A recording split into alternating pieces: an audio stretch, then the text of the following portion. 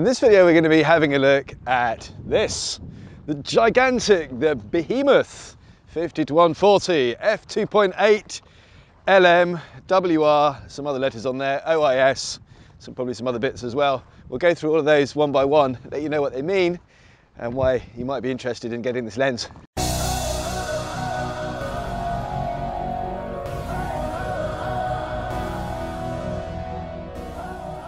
So the first thing I want to say, apart from apologies for the wind noise, if this is knackering to listen to this buffeting wind, I will only do the first bit here and then transfer to a less windy location to do the rest of the shoot.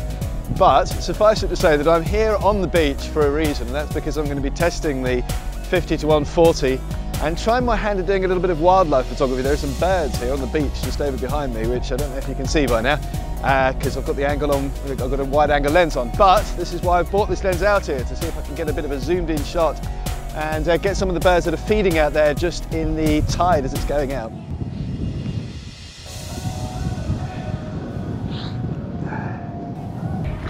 All right, let's cut the film there. I just wanted to interject to say that, well, it's difficult when you're doing lens reviews to always get really good pictures at the same time, because you're concentrating on what you're doing with the review and what you're saying and where you're positioning the camera and all that sort of stuff, and so sometimes you get really crappy pictures. So I actually came back, I'm at Hunstanton again today, and I've taken some more pictures for you to have a look at, and hopefully these ones will be slightly better than the other ones. I'm not a wildlife photographer, but I have taken a few shots of birds and I hope you enjoy those.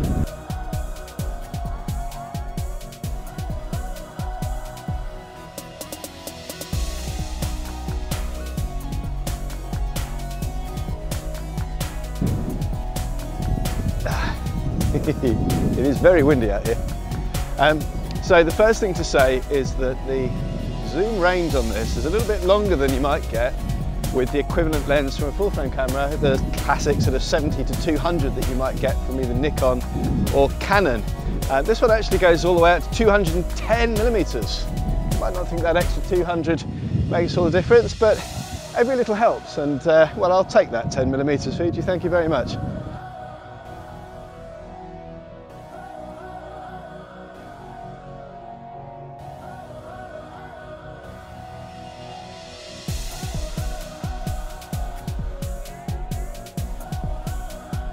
So I've come down here, hopefully because it's a little bit more out of the wind than it was down by the seafront there.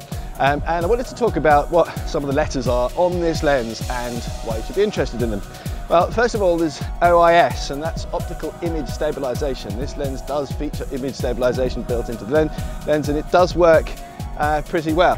So these two shots that are up on the screen now, I shot them at 1/10 of a second to test what the capabilities of the optical image stabilization are. And I've looked on the back of the camera, certainly, and with the optical image stabilization turned on, I think the shot is more or less unblurry. It's certainly pretty close. That's at 1/10 of a second and racked all the way into 140mm, so at the furthest telephoto end. So that's very impressive. Certainly on the back of the screen it looked like it was, and for comparison's sake, the other shot is the one where I've got the optical image stabilization turned off, and as you can see, that one is just a complete mess. So it's definitely doing something, and I promise I wasn't faking that and wobbling it around. I was trying to get the thing as steady as I could, but racked in that telephoto, trying to hold anything still at 1/10 of a second is basically impossible. So whatever the optical image stabilization is doing, it's definitely doing something, and it seems to be working very well.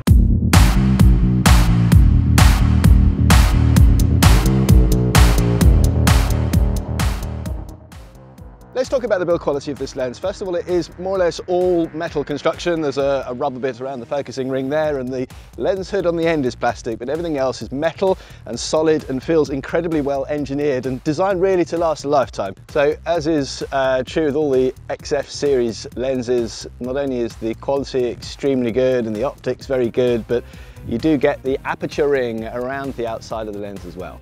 So that allows you to, like an old manual film camera, change the aperture of the lens by turning a little scrolly wheel thing, which clicks in a very satisfying way. Now, it's tight-ish, it's a little bit tighter than it is on the 16 to 55, and it's a lot tighter than it is on almost all of the prime lenses as well, this rotated ring, but it's not too difficult to use, and it does at least stop you knocking it accidentally, which is a good thing.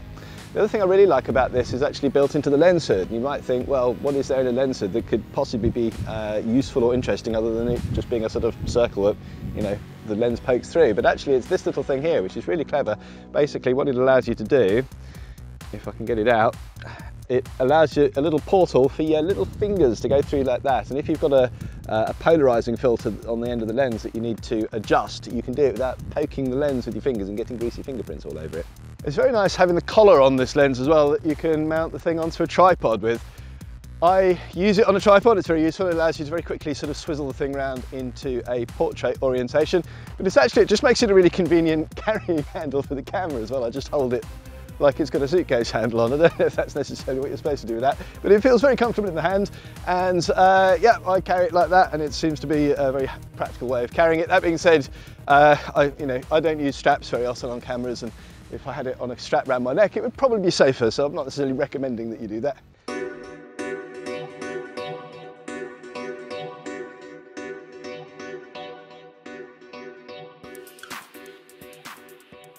I don't know who Herbie is, but there you go, 2018. I think from the paws, Herbie might have been the dog. Should you go and buy this lens? That's the big question, isn't it? Because it's not cheap, it's an expensive lens. And well, you might be instead considering to pair up something like the 18 to 55 and the 55 to 200. Now, I've not owned the 55 to 200, but those that have say that's incredibly sharp too, and I will try and get one to review on this channel soon. The 18 to 55 I do have, and it is a great lens, and there is a review coming on this channel very soon, but spoiler alert, it's bloody terrific. I've done all kinds of things with it, both traveling and sort of fun stuff for my own personal projects, but I've also shot professionally with it as well. I've taken it to weddings and that kind of stuff. It is an unbelievably practical, sharp, well-made, and good lens. I suspect the 55 will be something similar. But what you do get with this is the weather sealing. What you do get with this is a class above when it comes to the optical quality. What you do get with this is a constant aperture that goes all the way through the lens. There are many things that this lens is just in a class of its own about. And if you do portraits, if you do weddings, if you do travel and want to take it seriously and take your images to the next level and get the best quality that you can possibly get, anything like that, anything where the price is less important to you than absolutely getting the right lens, getting the best lens that you can possibly get on the front of your camera. If it's this focal range you're after, then this is definitely the lens that you should get. It is absolutely a terrific lens, and I cannot recommend it highly enough. Sell your grandmother, sell your false teeth, whatever it is that you need to, go out and buy this lens and you won't be disappointed. So that's it for this time. As always, please subscribe and like, comment, share, all that stuff. And I'll see you all again in another video soon. Ciao.